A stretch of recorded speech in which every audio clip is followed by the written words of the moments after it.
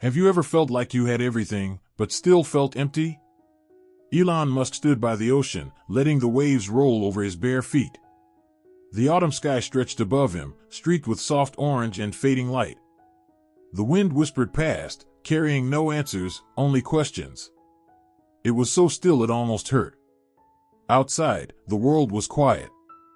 But inside, his mind was racing. Despite all his success, the achievements, the recognition, the futuristic dreams, something was missing.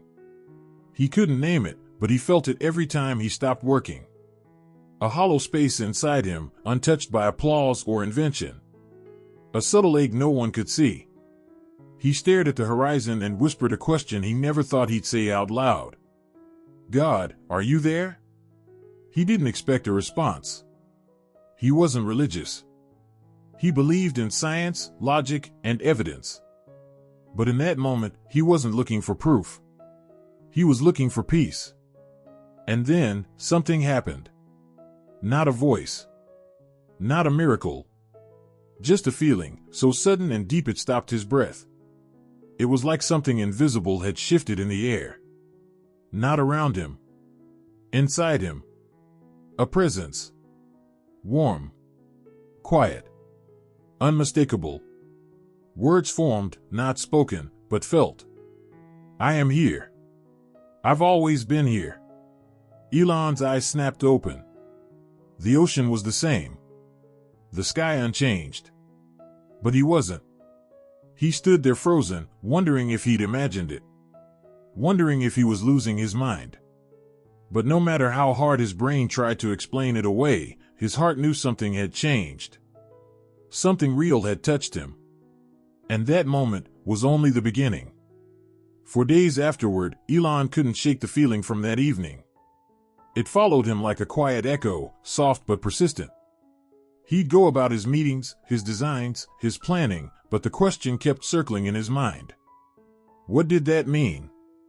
He replayed it over and over. The warmth. The calm. The words he hadn't heard but somehow understood. Was it God? Was it his imagination? He needed to talk to someone. And there was only one person he trusted with something this personal. David. A friend from his earlier days, someone grounded in deep faith, who had never tried to convince Elon of anything, just listened. They met at a small cafe tucked away from crowds. Elon arrived first, unusually early. When David walked in, he gave a warm smile.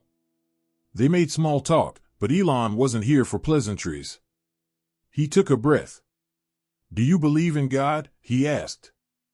David looked at him, surprised. Elon, the rationalist, the builder of rockets and reason, had never asked such a question. But today, his voice was different.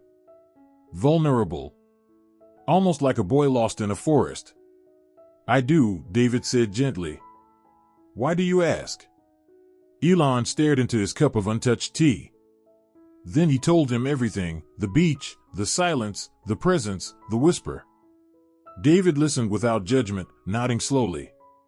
That's not unusual, he said when Elon finished. A lot of people feel God when the world finally goes quiet. Elon frowned. But why me? I've never searched for him. I've never even prayed. David smiled again, softer this time. Maybe you have been searching. Just not with words. That idea hit Elon like a quiet thunder. Had he been searching all along? Not in churches. Not in prayers. But in the endless reaching. The drive to fix things, build things, reach further than anyone ever had. Was that search not for the stars, but for something deeper? That night, Elon sat alone in his garden, the stars twinkling above like a silent choir. He had spent years trying to reach them, through rockets, through math, through dreams. But now, for the first time, he simply looked at them. Not as destinations, but as signs. The stillness returned. So did the presence. Familiar now. Gentle. Steady. No words needed. But in his soul, he felt the message again. I am here. I am with you. Tears welled in his eyes. He had achieved more than most people could even dream of, but nothing had ever filled him like this quiet whisper of connection. For the first time in a long, long time, he felt enough. Just for being. Some questions aren't meant to be answered by the mind, but to be felt with the heart. Elon started his mornings differently now. No longer waking up to a flood of emails. No more reaching for his phone before he could even stretch. Instead, he would sit quietly on the old wooden chair by his balcony, holding a warm cup of coffee, eyes fixed on the soft gray of dawn. For the first time in his life, he wasn't rushing to fill the silence. He was learning to sit still. Learning to listen. Not to noise, but to himself. That overwhelming feeling from the beach never came back quite the same way. There were no booming voices from the sky, no sudden signs written in clouds. But Elon knew something had shifted. Something inside him had woken up. And he couldn't go back to the way things were before. He began asking questions he once dismissed as useless. What am I truly living for? Have I really helped anyone with all these things I've built? Have I created meaning, or just machines? Suddenly, all the things he once believed were his life's purpose, building SpaceX, Tesla, Neuralink, seemed smaller.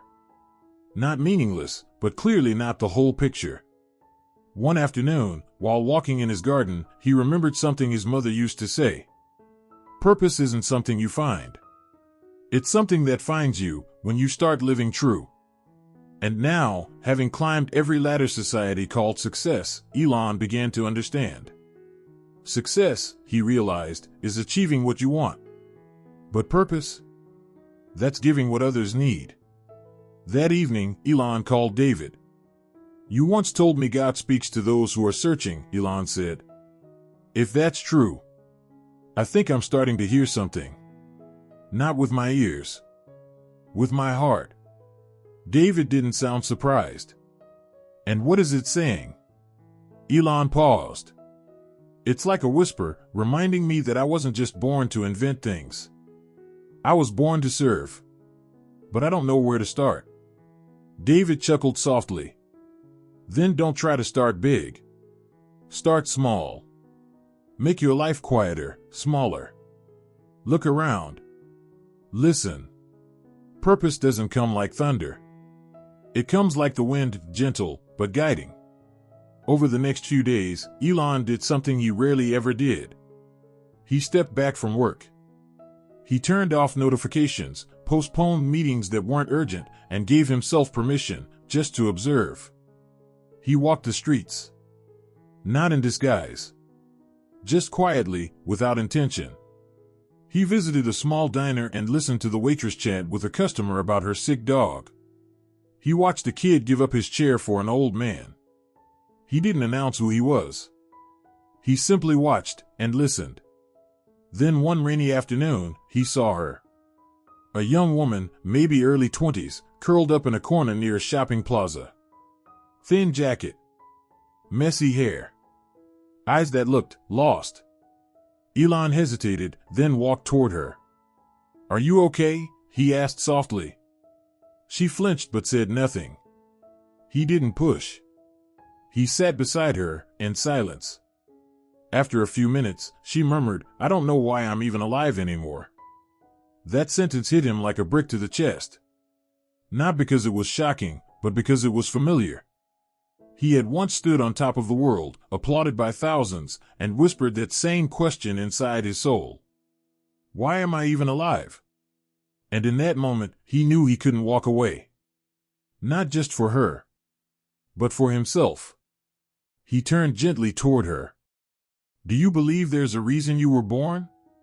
She looked up. Her eyes were filled with tears and doubt. Elon continued, I didn't. Not until recently. Not until something broke inside me, even though everything outside looked perfect. And in that brokenness, I felt something, like someone was calling me back. She didn't say anything. But her eyes softened. And that was enough. That night, Elon sat in his study, reflecting. He hadn't solved her problems. He hadn't given her money or a speech. But he'd done something he hadn't done in a long time. He showed up. He was present. And in being present, he realized something. Maybe our purpose isn't always to change the whole world.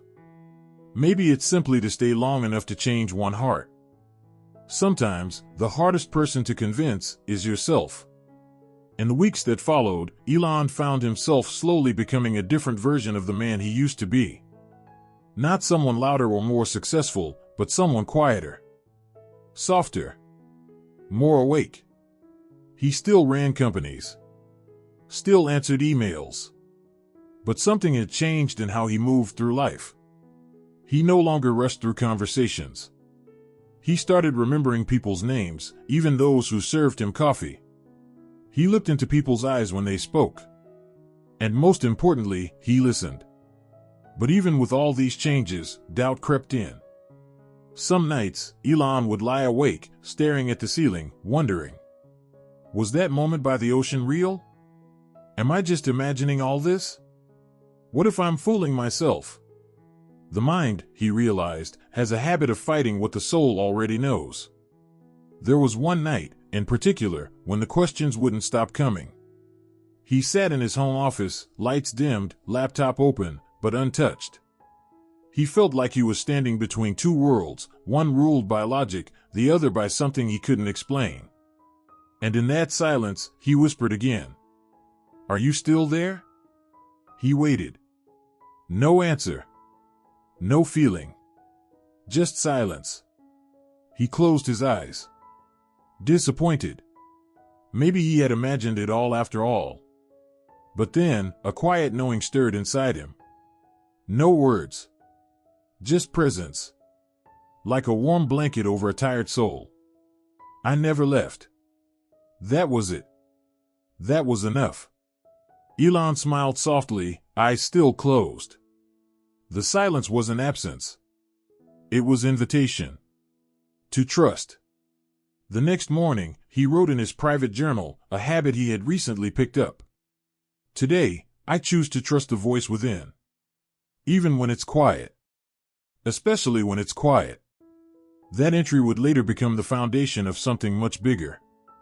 One evening, while walking through a quiet park in Palo Alto, Elon sat on a bench and noticed a young man nearby crying quietly. Elon didn't interrupt, he just waited. Eventually, the man glanced over, and Elon simply nodded, as if to say, "It's okay. I see you." The man wiped his face, embarrassed. "I just lost my job," he said, voice cracking. "I feel like I've failed everyone. My wife, my kid, myself." Elon looked at him, then said, calmly, "You haven't failed. You're just in between chapters." The man looked confused. Elon continued, "Have you ever read a book and thought the middle made no sense until you reached the end?" He nodded slowly. "That's life," Elon said. "Right now, it doesn't make sense. But it will. You're not done yet." They sat together for a while, and when the man left, he did so a little straighter. A little lighter. Elon stayed behind, watching the trees sway gently in the breeze. And then, like a whisper through the leaves, he felt it again. "This is what I made you for." From that moment, something clicked. Elon began to understand that purpose wasn't always about grand gestures or solving global problems. Sometimes, it was simply showing up when no one else would. Being a reminder of hope when someone's world was falling apart. He started journaling more. Not just thoughts, but truths that rose up during his quiet moments. What you build can shape the world. But who you are can heal it. That one stayed with him. Weeks later, he confided in his assistant, Anna, someone who had worked with him for years and knew him better than most. They were in his office late one evening.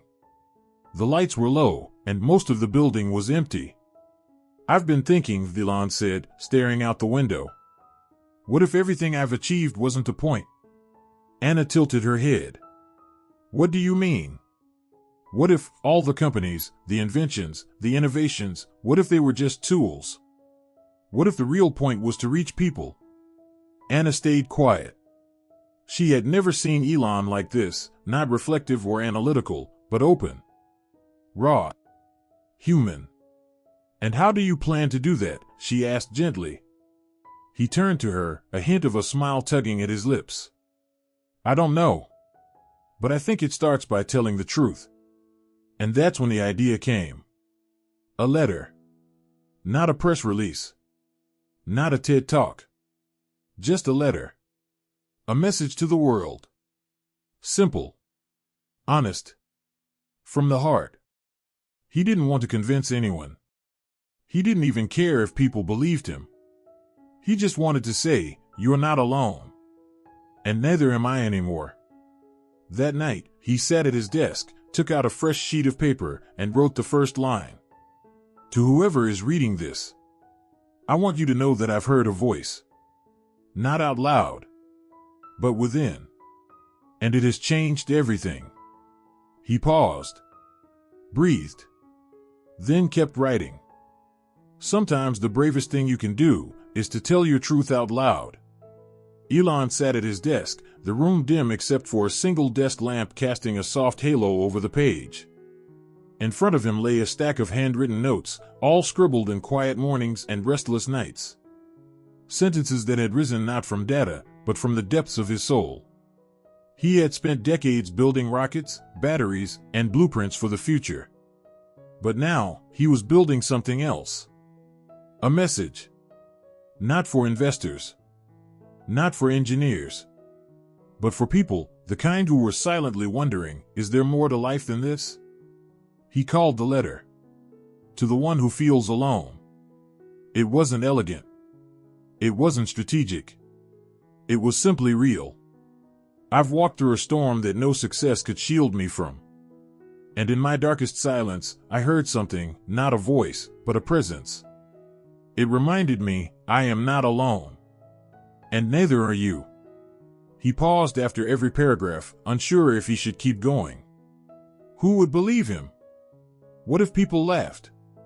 Said he'd lost his mind? He had built a life on logic and innovation. And now, he was about to speak of faith, of unseen things, in a world addicted to proof. The day before the letter was scheduled to be published on his blog and shared to his millions of followers, Elon met David for coffee. "I'm terrified," he admitted, stirring his espresso though he wasn't drinking it. "Not of failing. I've failed before. But this is different. This is me." David leaned forward.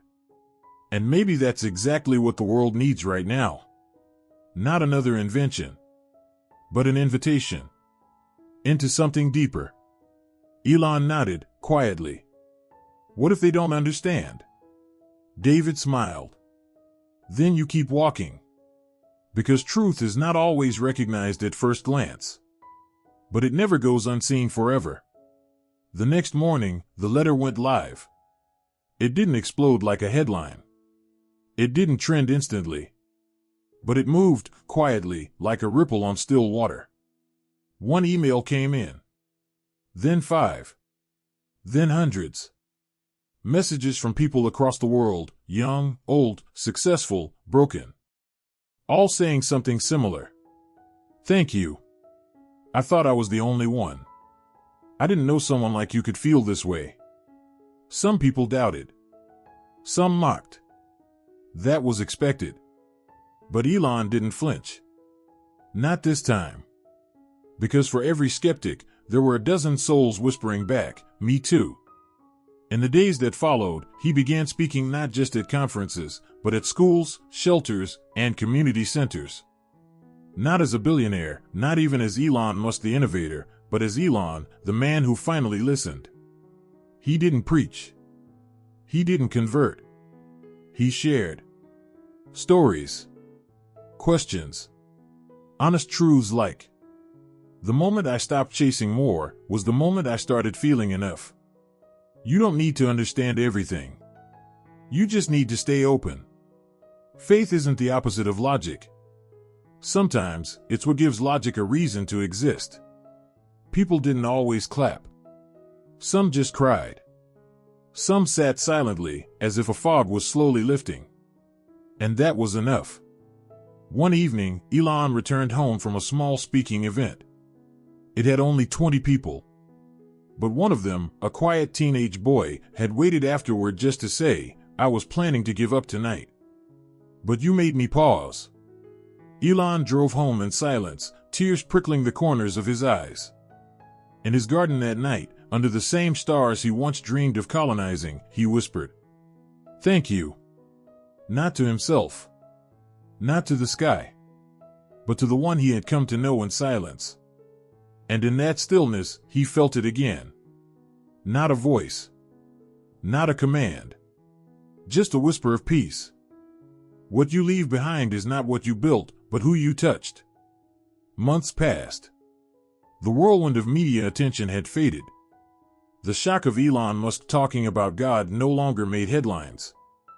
But something deeper had taken root, not in the news cycle, but in people. In classrooms, therapists' offices, coffee shops, even space forums, his words echoed. Not the technical ones. Not the brilliant theories. But the simple, human truths. You are not alone. What you have is meant to be shared. There's more to life than what we can measure. Elon was no longer chasing the stars, at least, not in the same way. He still loved rockets. Still believed in Mars. But now, he saw each launch not as an escape from Earth, but as a celebration of what it meant to be human. Because no matter how far we go, into the sky, into the future, we carry our hearts with us. His companies continued. But the culture changed.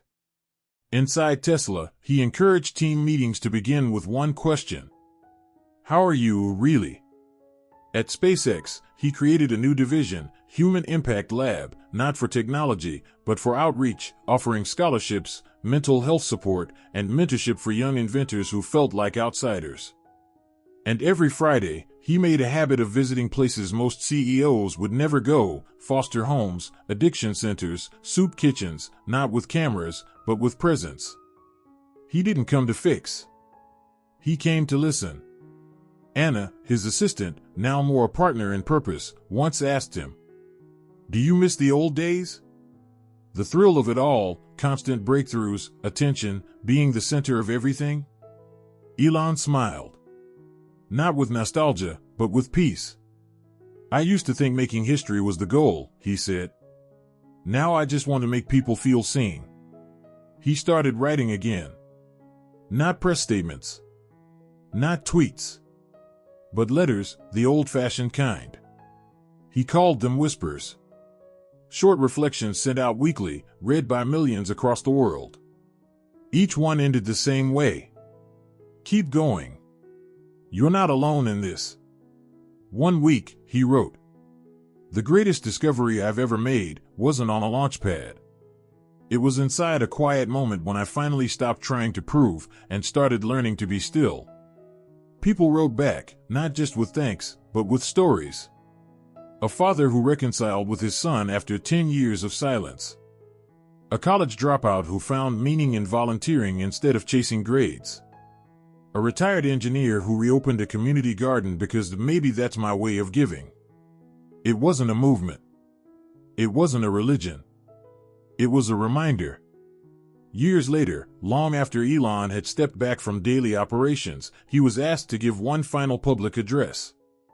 Not a tech talk. Not a product launch. Just a reflection.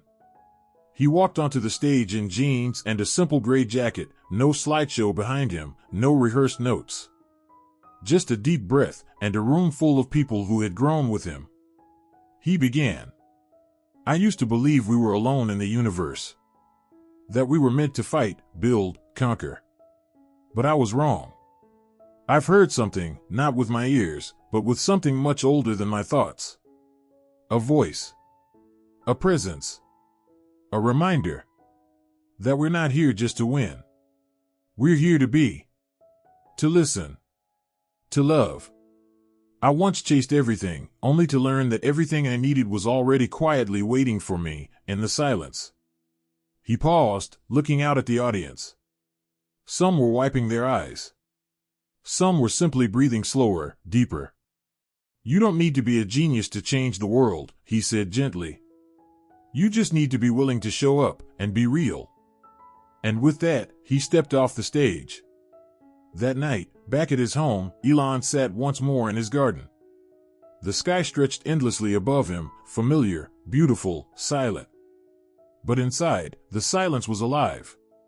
He closed his eyes and whispered, "Am I still walking the path?" And from deep within, like a soft wind brushing the trees, came the answer. You were never walking it alone.